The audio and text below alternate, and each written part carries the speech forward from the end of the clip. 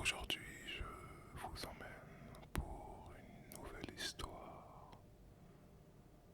Pas une légende ou un conte, non, car l'histoire que je vais vous raconter est une histoire vraie. Nous sommes un soir glacé d'avril 1912, en plein milieu de l'Atlantique Nord, à bord du Titanic, ce géant des mers filant à toute allure à travers les ténèbres. 269 mètres de long, 46 000 tonnes d'acier, un orchestre, des marbres importés d'Italie et des passagers venus des quatre coins du monde. Il avait été surnommé l'insubmersible, et même certains officiers à bord s'amusent à l'appeler le navire que même Dieu ne peut pas couler. Et pourtant, ce dimanche 14 avril, la journée est des plus calmes, presque trop. Le ciel est pur, l'océan est comme un miroir figé. Et ce calme-là, les marins ne l'aiment pas. Pas de vagues, pas d'écume, rien pour signaler un danger. Juste un grand miroir monotone. Depuis le matin, plusieurs messages radio sont arrivés dans les cabines des opérateurs. On signale des icebergs sur la route. Mais dans l'excitation du voyage, avec la promesse d'arriver à New York en avance sur le planning, ces avertissements n'ont pas tous été transmis à la passerelle. Le Titanic continue donc sa course sans ralentir. Il est 23h30. Le froid est mordant. Les passagers de première classe finissent leur thé ou fument sur le pont emmitouflés dans des couvertures. En troisième classe, les familles d'immigrants s'endorment dans des couchettes partagées, parfois 6 par cabine, rêvant d'un avenir meilleur. Dans la salle des machines, les ouvriers transpirent et continuent à alimenter les chaudières dans un vacarme de métal et de vapeur. Enfin, à l'avant du navire, perchés dans leur nid de pisons jumelles, puisqu'on les avait oubliés à Southampton, comme le révélera l'enquête, deux veilleurs, Frédéric Fleet et Reginald Lee, scrutent l'horizon. Le froid leur brûle le visage. Ils voient à peine devant eux. Et pourtant, à 23h40, il est là. Un iceberg, immense, sombre, immobile comme un mur sorti des abysses. Fleet eut juste le temps de sonner 3 coups de cloche et de décrocher le téléphone. Iceberg, droit devant, hurla-t-il. En une poignée de secondes, le destin de plus de 2000 vies vient de basculer. Sur la passerelle, l'officier Murdoch ordonne aussitôt gouvernail à tribord, machine arrière toute. Les hélices hurlent, le navire vire, lentement, trop lentement. L'iceberg racle le flanc droit du Titanic dans un bruit sinistre, presque feutré. Pas de fracas, pas de collision spectaculaire, juste une morsure glaciale, presque invisible à l'œil nu, mais non moins fatale. Dans les salons, on sent à peine une vibration. Certains passagers pensent que le navire a heurté une baleine, ou qu'une hélice a peut-être lâché. Quelques passagers sortent bien dans les couloirs curieux, mais les stewards les rassurent. Tout va bien, ce n'est rien du tout.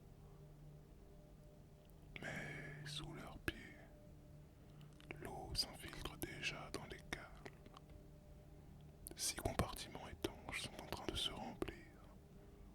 Et dans la salle des machines, les hommes comprennent petit à petit dans un silence de cathédrale.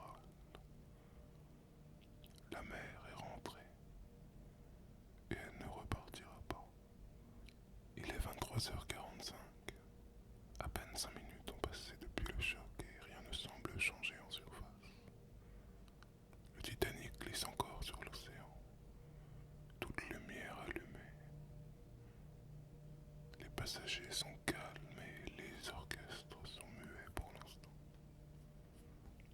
Quand dans les entrailles du navire, le sablier vient d'être retourné, l'eau pénètre à grande vitesse. Les portes étanches qu'on a refermées ne suffisent pas. 6 compartiments avant sont en veille. Et c'est cela, le détail fatal. Le Titanic aurait pu flotter avec 4 compartiments inondés, mais pas 6. Le navire va couler et il n'y a déjà plus rien à faire. Dans sa cabine, l'ingénieur en chef Thomas Andrew, l'homme qui a conçu le Titanic, est réveillé. Il n'a même pas pris le temps d'enfiler son manteau et descend, commence à examiner les cales, à observer les cloisons déformées. Il ne crie pas, il ne panique pas, mais quand il remonte, son regard est dur et son message est un peu plus clair. Préparez les canaux, le navire est condamné. Le capitaine Edward Smith, lui aussi, est encore en uniforme du soir. Il commande l'un des plus grands paquebots du monde. Il a plus de 40 années de navigation derrière lui. Mais jamais, bien sûr, il n'a vécu pareil désastre. Il écoute Andrews, reste un instant silencieux, puis ordonne d'alerter tous les officiers. Faites sortir les passagers, qu'on réveille tout le monde. Il nous faut nous résoudre à abandonner le navire. Dans la salle radio, les opérateurs Harold Bride et Jack Phillips, tous deux dans la vingtaine, lancent les premiers appels de détresse. SOS, SOS, SOS. C'est l'une des premières fois que ce nouveau signal, le SOS, est utilisé. Les messages partent, répétés sans relâche. Le Carpathia, un paquebot de la Cunard Line, répond. Il fait demi-tour, mais il est à 4 heures de là. Trop loin. À minuit, les stewards vont de cabine en cabine. Ils frappent aux portes sans trop insister. En première classe, beaucoup pensent qu'il s'agit d'un simple exercice et ne les prennent pas au sérieux. Certains prennent le temps de s'habiller et de se coiffer. D'autres, comme l'aristocrate britannique Noel Leslie, emportent bijoux, manteaux de fourrure, théières d'argent. On leur dit de monter sur le pont. L'air est glacial, mais l'ambiance reste étrange, presque feutrée. Personne ne sait vraiment ni ne comprend totalement que le navire va disparaître. En 3e classe, la situation est bien différente. Les couloirs sont plus étroits, plus sombres. On parle moins bien l'anglais. Des familles entières, irlandaises, scandinaves, italiennes, sont réveillées par le tumulte. Des enfants pleurent et on hésite. On ne comprend pas pourquoi on nous demande de sortir. Beaucoup pensent à une erreur. Et puis, les portes qui mènent vers les ponts supérieurs sont encore closes. Il faudra attendre les ordres pour évacuer. Pendant ce temps, à l'extérieur, les marins commencent à dégager les canaux. Le Titanic n'en porte que 20. Officiellement, c'est conforme à la loi maritime de l'époque, mais la vérité, c'est que cela ne couvre même pas la moitié des âmes à bord. Et surtout, peu de passagers savent comment fonctionne une évacuation. Entre ceux qui ne le prennent pas au sérieux et ceux qui ne savent pas, le chaos commence à pointer le bout de son nez. Certains refusent de quitter le navire d'ailleurs. Il est toujours illuminé, chaud, stable. Et descendre dans une petite barque au milieu de l'Atlantique noir semble bien plus dangereux que de rester sur ce monstre de métal. Et pourtant, la mer monte, centimètre par centimètre. Le pont avant commence déjà à pencher. Personne ne le sait, mais le compte à rebours a commencé. Il est minuit 15, et le Titanic flotte toujours. Mais il penche de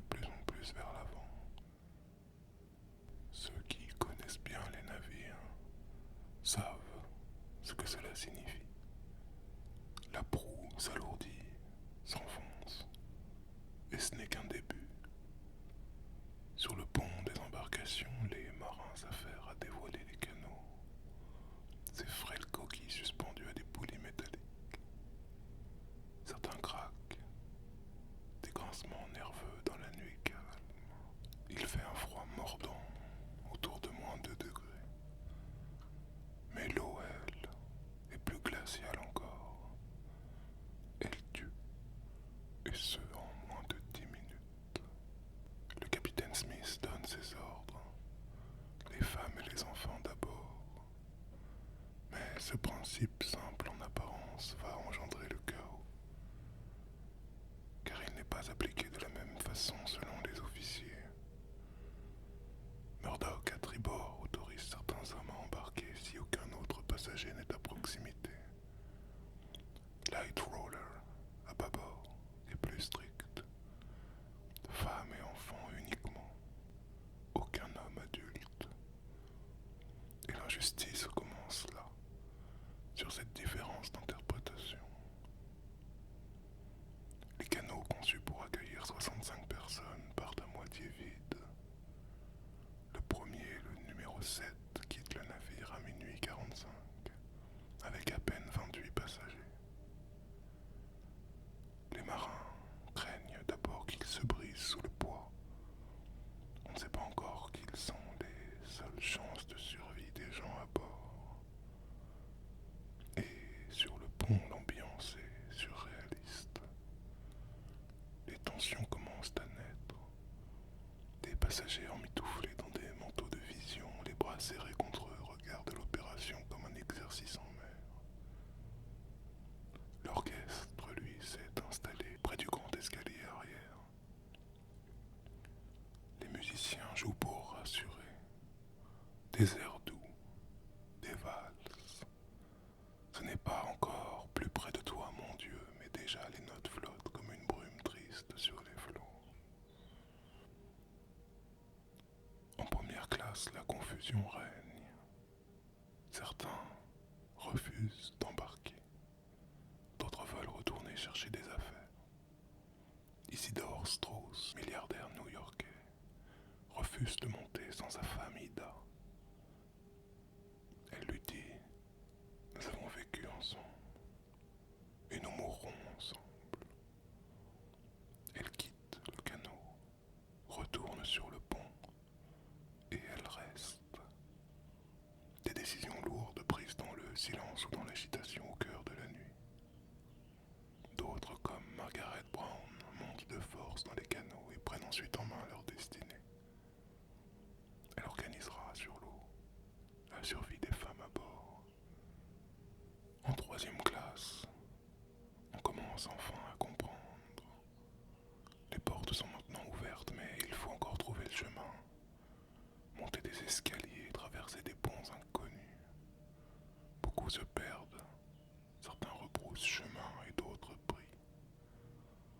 Le personnel tente de guider un peu comme il peut, mais le temps manque. Les familles sont séparées, parfois volontairement. Les pères laissent partir les mères avec les enfants. Beaucoup ne se reverront jamais. Il est maintenant 1h du matin. La gîte du navire devient invisible à l'œil nu. Le pont avant est plus bas, encore plus bas. Certains passagers sentent leurs pieds glisser doucement vers la proue, comme si le Titanic les tirait vers l'abîme. L'eau monte dans les coursives. Des voix commencent à se faire entendre. Des cris, des appels. La panique, doucement, gagne les rangs. Certains refusent de croire encore à la fin, mais d'autres, lucides, se préparent au pire. Andrews, l'architecte, passe de groupe en groupe calmement. Mettez vos gilets, montez sur le pont. Il n'y a pas de temps à perdre. L'histoire raconte qu'Andrews, l'architecte du Titanic, n'essaiera jamais d'embarquer dans un canot. Autour, quelques canots dérivent silencieux. Ça et là, on regarde ce géant illuminé, toujours debout, toujours noble comme une ville flottante. Mais déjà, certains remarquent que la ligne d'eau grimpe de plus en plus haut. Le Titanic n'est plus stable, et les minutes à venir seront les plus sombres. Il est 1h15. Ça fait maintenant plus d'1 heure que le Titanic a heurté l'iceberg. 1 heure que le navire continue à vivre comme dans un étrange rêve hors du temps. Mais ce rêve touche à sa fin. La pente du pont s'accentue.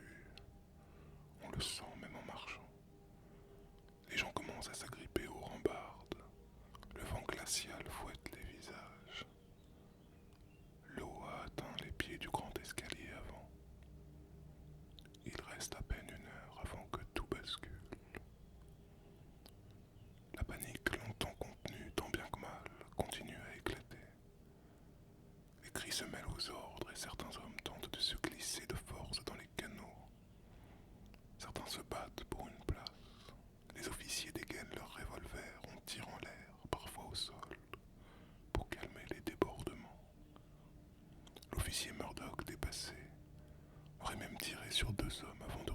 son arme contre lui.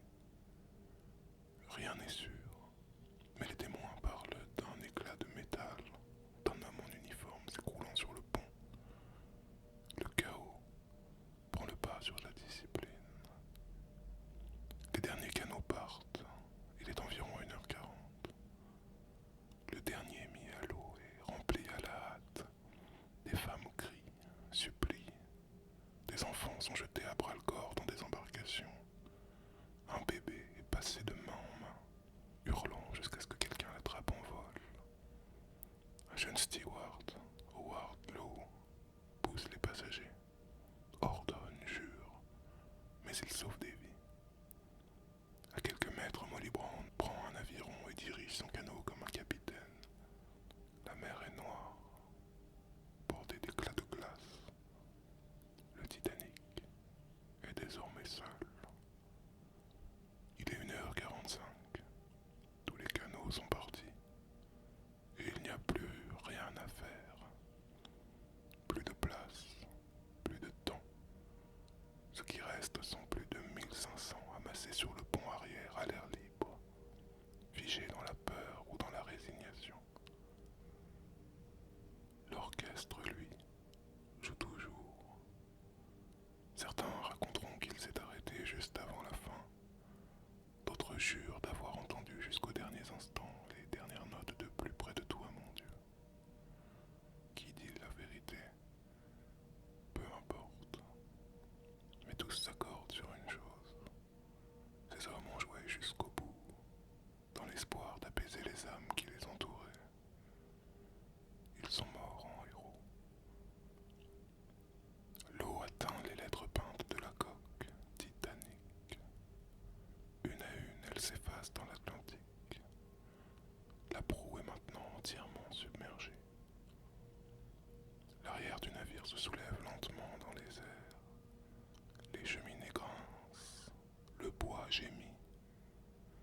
Les câbles lâchent avec des claquements sourds. Certains sautent à l'eau en désespoir de cause.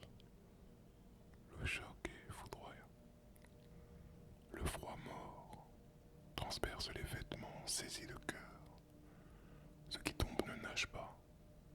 Ils flottent quelques secondes, puis coulent pour la plupart. Sur le pont, on se met à prier, on pleure, on s'étreint. Le père Thomas Biles, prêtre catholique, donne l'absolution à genoux. Des couples restent enlacés, refusant la séparation. Ici, un homme fume sa dernière cigarette en regardant les étoiles.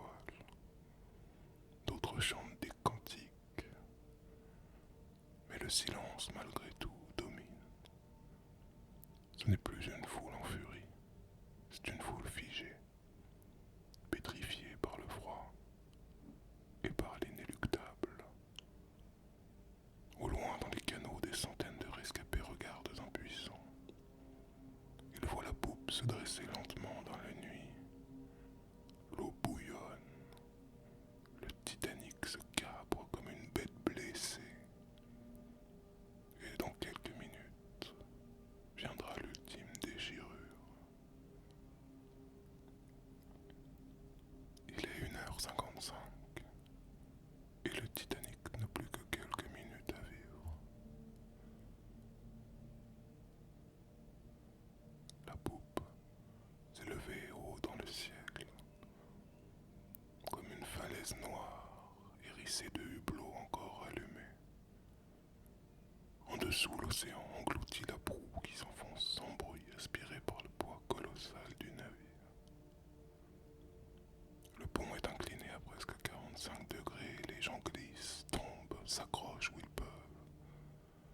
Tout commence à s'effondrer, comme les cheminées qui, dans un fracas titanesque, écrasent une partie du pont et projettent des hommes à la mer.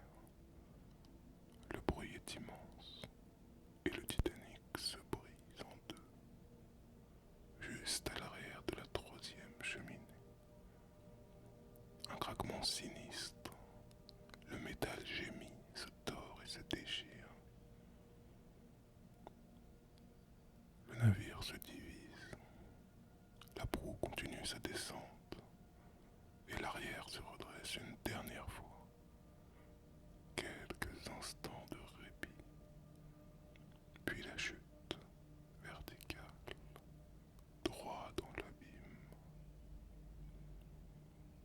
22h20, le Titanic disparaît.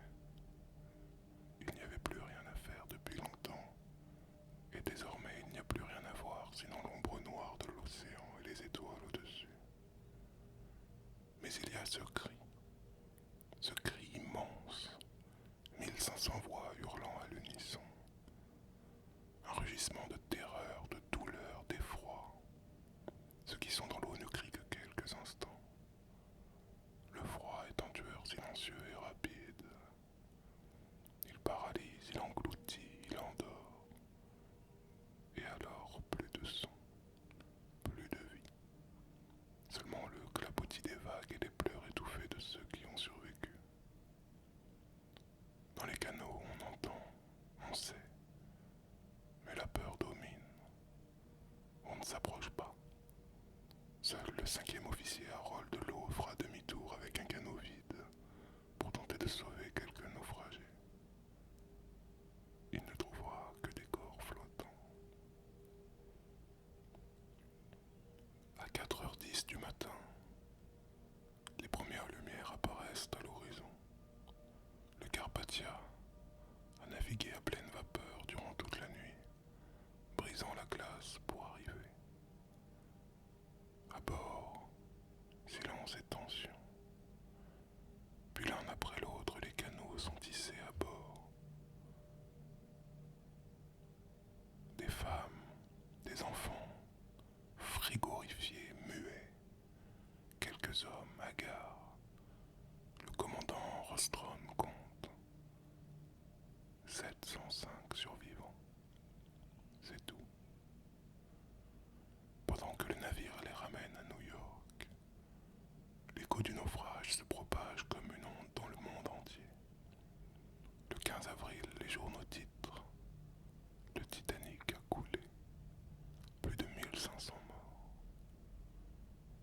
La planète entière est figée.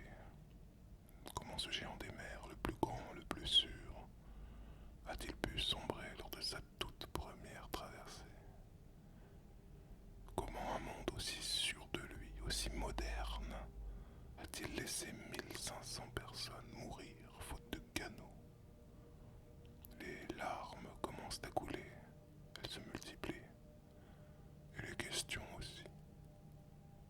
C'est comme ça que le Titanic devient une légende. Il n'est pas un simple paquebot. Il est la surprise fulgurante, celle d'un monde brisé en deux cette nuit-là, comme la coque du navire. Le naufrage n'est pas seulement maritime, il est moral, humain, et surtout il marque le début d'un siècle d'interrogation. Aujourd'hui encore, au fond de l'Atlantique Nord, gisent les restes du géant, deux morceaux tordus par la pression des abysses, des assiettes intactes, des destins brisés, des chaussures au fond du sable, et un silence